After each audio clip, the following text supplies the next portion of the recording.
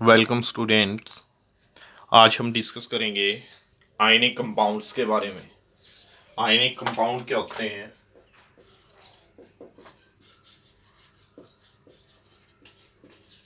Ionic compound वो होते हैं जिसमें आयंस होते हैं अपोजिटली चार्ज इलेक्ट्रोड के, यानी पॉजिटिव चार्ज के और नेगेटिव चार्ज के।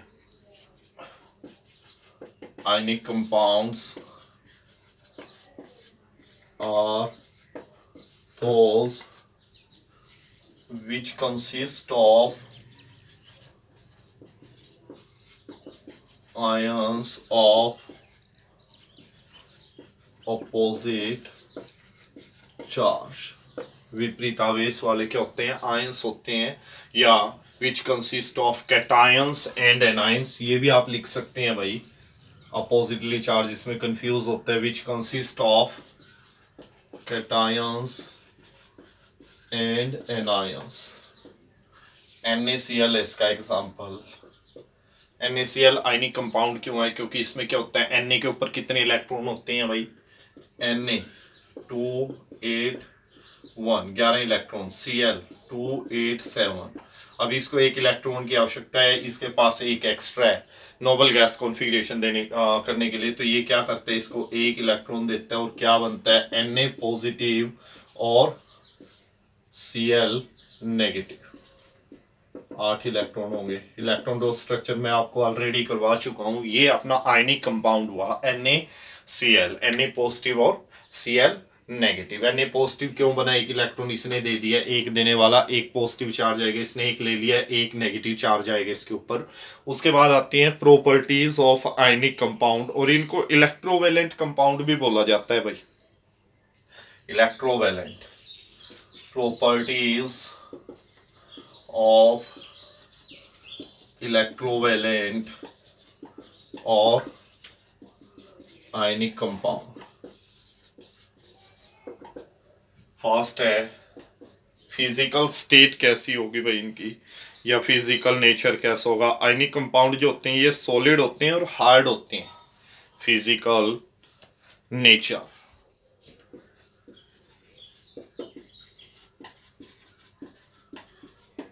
आयनिक कंपाउंड आर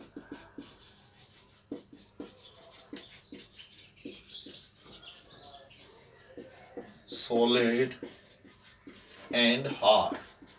सॉलिड होते हैं और काफी कठोर होते हैं, और जब इनको तोड़ा जाता है तो ये टुकड़ों के रूप में टूटते हैं। These are brittle. ब्रिटल का मतलब भंगूर होता है हिंदी में। ये जब टूटते हैं तो टुकड़ों के रूप में टूटते हैं, ये पाउडर नहीं होता। These are brittle and breaks into pieces when pressure is applied। जब इनके ऊपर प्रेशर लगाया जाता है तो ये टुकड़ों के रूप में टूटते हैं। दूसरी प्रॉपर्टी है, इन कंपाउंड के पास बहुत ही ज़्यादा मेल्टिंग और बॉइलिंग पॉइंट्स होते हैं। These compounds have high melting and boiling points।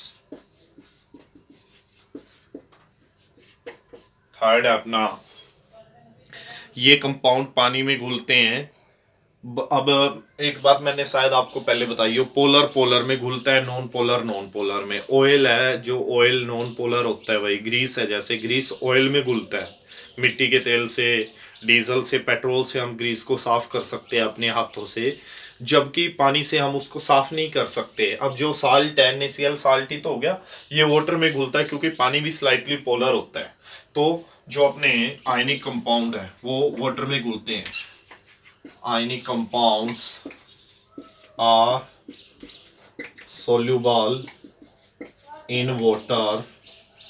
पानी भी तो घुलते हैं ये, और इनसोल्यूबल होते हैं ऑर्गेनिक सॉल्वेंट में। And insoluble in organic solvent. Organic का मतलब होता है कार्बनिक, जो नेचर में हमें मिलते हैं। लाइक प्लांट और एनिमल से जो मिलते हैं, लाइक कैरोसिन ऑयल हो गया, कैरोसिन ऑयल में नहीं घुलते भाई ये, क्योंकि वो नॉन पोलर है।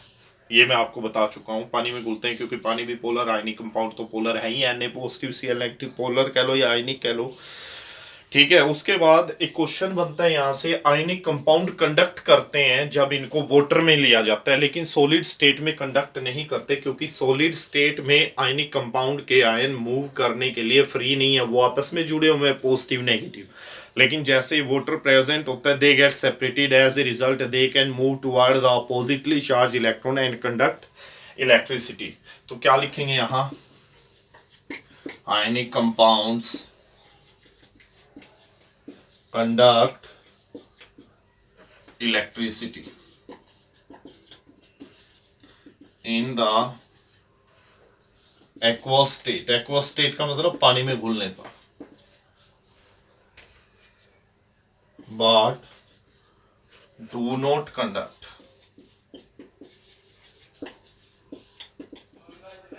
in the solid state। Solid state में आयनिक कंपाउंड कंडक्ट नहीं करते हैं, एक्वस स्टेट में ये कंडक्ट करते हैं। ऐसा क्यों है? It is because ions are free to move in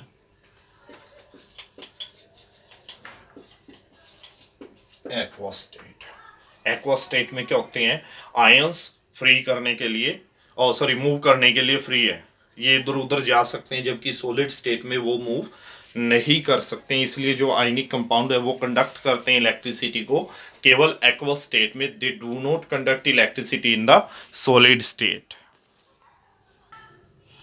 occurrence of metal. Occurrence भाई हमें कैसे अर्थ में मिलती है, मेटल है जो अर्थ में है वो फ्री स्टेट में भी पाई जाती है और कंबाइंड स्टेट में भी पाई जाती है। Metals are found in nature. Occurrence का मतलब है कैसे हमें मिलते हैं। नेक्स्ट टॉपिक है, काफी इंपॉर्टेंट टॉपिक है भाई, इसमें से क्वेश्चन बनता है वो मैं आपको बताऊंगा, ठीक है। जैसे ही वो आएगा, metals are found in nature in free and combined state. स्वतंत्र अवस्था में मिलती है और कंबाइंड स्टेट, मिली अवस्था में, मतलब किसी न किसी एलिमेंट के साथ कॉम्बिनेशन में। Metal which are less reactive, gold हो गया जैसे AU gold, AZ platinum, are found in free state, while more reactive metal होती है जो, या रिएक्टिव मेटल होती है इनके अलावा जो है, रिएक्टिव मेटल्स आर फाउंड, वो पाई जाती हैं इन द कंबाइंड स्टेट। किस में पाई जाती है रिएक्टिव मेटल? कंबाइंड स्टेट में। किसकी फॉर्म में पाई जाती है? इन the form of oxide. Oxide की फॉर्म में हो सकता है, जैसे आयरन मिलता है Fe3O4 की फॉर्म में, Al2O3 की फॉर्म में एल्यूमिनियम मिलता है। तो जो मेटल, जो रिएक्टिव मेटल है, they are found in the form combined state in the form of oxide की फॉर्म में हो सकता है, सल्फाइड की फॉर्म में हो सकता है जैसे लेड है PbS, एंड कार्बोनेट की फॉर्म में हो सकता है CaCO3।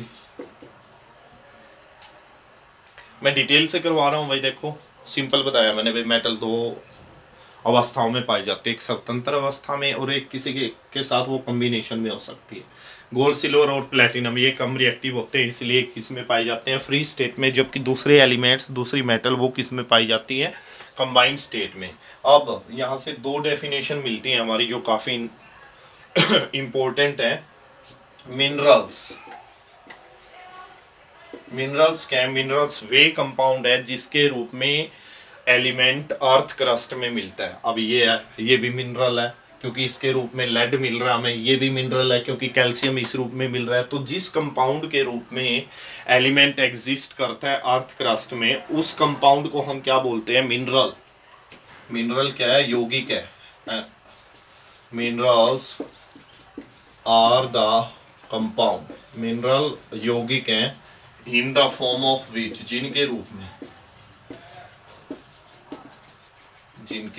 रूप में metal exist in the earth crust. पृथ्वी की ऊपर पट्टी में धातु जिस रूप में, जिस यौगिक में पाई जाती है, उस यौगिक को हम क्या बोलते हैं? मिनरल। और इसको बोलते हैं मिनरल। और वे मिनरल है, अब जैसे आयरन है, आयरन के बहुत सारे मिनरल है भाई। कौन कौन से? Fe2O3, Fe3O4, Fe2S, FeCO3। लेकिन आयरन निकाला किससे जाता है? Fe2O3 से। तो और कौन सा हुआ आयरन का? Fe2O3। मिनरल क्या है? जो मैं सभी बता चुका हूं। और क्या है? और वो मिनरल है जिसे धातु निकालना आसान और सुविधाजनक है। और आर द मिनरल, और मिनरल ही हैं, लेकिन कौन से? वे mineral from which metal can be extracted easily and economically. क्या है? और वे मिनरल हैं जिनसे धातु निकालना आसान और सुविधाजनक है, लाभदायक है।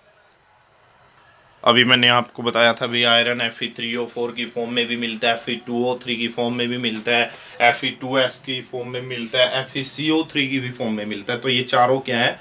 मिनरल है। लेकिन मेनली किससे निकाला जाता है? आयरन। जिससे निकालना आसान है और लाभदायक है हमारे लिए, वो है Fe2O3।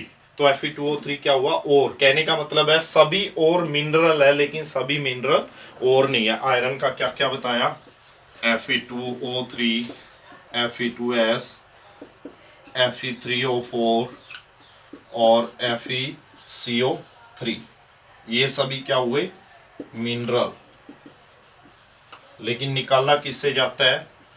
Fe2O3 से। ये क्या हुआ? और। तो यहां से क्या पता चला हमें? ऑल और आर मिनरल, सभी और मिनरल हैं, but all mineral are not ore. सभी मिनरल और नहीं है, सभी और क्या है? मिनरल है। लेकिन चारों मिनरल को और थोड़ी बोल सकते हैं, इसको बोलेंगे क्योंकि इससे धातु निकालना, आयरन निकालना काफ़ी आसान और सुविधाजनक है। अब जो और हैं, और के साथ जो इम्प्योरिटी है, सैंड की है, रॉक मटेरियल की है, वो प्रेजेंट होती हैं, उनको हम क्या बोलते हैं? गैंग बोलते हैं। द इम्प्योरिटी लिख लेते हैं, impurity of sand and rock particles found in the और आर कॉल्ड, क्या बोलते हैं उनको? गैंग बोलते हैं। इनको अलग किया जाता है, और वो सभी मेथड हम नेक्स्ट लेक्चर में डिस्कस करेंगे कि कैसे धातु को निकाला जाता है। वेरियस स्टेप है, काफ़ी इंटरेस्टिंग टॉपिक है। अगर आप इसको ध्यान से पढ़ते हैं यहाँ से, तो टॉपिक आपके लिए काफ़ी आसान हो जाना है। आज के लिए आप इतना ही करेंगे। Thank you.